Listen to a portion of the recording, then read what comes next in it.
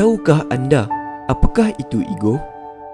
Ego merupakan sifat dan peribadi seseorang yang menganggap dirinya lebih daripada orang lain. Ramai orang menganggap sifat ego ini ialah sifat yang normal. Namun, dalam Islam, sifat ego ini amatlah ditegah. Antara sifat yang sangat berkait rapat dengan ego ialah takabur, sombong dan bangga diri.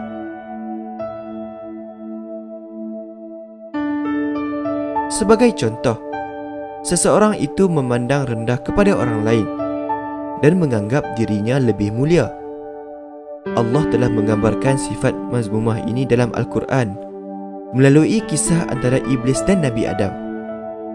Dan ingatlah ketika kami berfirman kepada para malaikat, sujudlah kamu kepada Adam. Maka sujudlah mereka kecuali Iblis.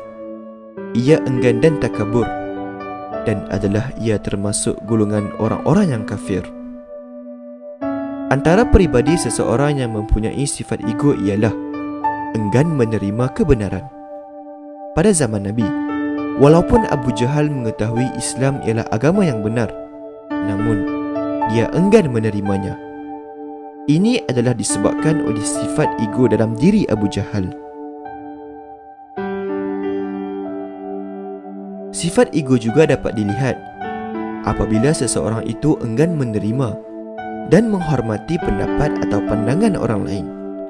Selain itu, ego menyebabkan seseorang itu mudah marah apabila dinasihati dan sukar untuk mengakui kesilapan dirinya.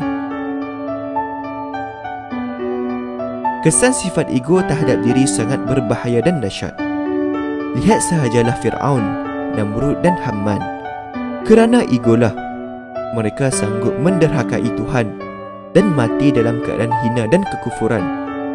Dalam satu hadis, Rasulullah SAW bersabda, tiada akan masuk syurga orang yang ada dalam hatinya seberat biji sawi daripada sifat takabur.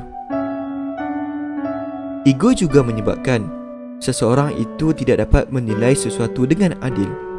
Ini kerana dia tidak dapat melihat pilihan-pilihan yang ada dan menolak pendapat orang lain dalam menyelesaikan suatu masalah, dan kesannya keputusan yang diambil itu bukanlah yang terbaik. Ego merupakan penyakit hati yang perlu diubati dan dirawat. Sifat ego harus ditundukkan dengan mendidik jiwa supaya merendah diri dan tawaduk terhadap Allah dan makhluknya. Sifat tawaduk dapat dibina dengan mendalami dan menghayati kisah-kisah Nabi, para sahabat dan alim ulama. Selain itu, pergaulan dengan segenap lapisan masyarakat tanpa mengira darjat dan status dapat membuang sifat ego dalam diri. Contohnya, berkawan dengan orang miskin, anak-anak yatim dan orang yang lebih muda daripada kita.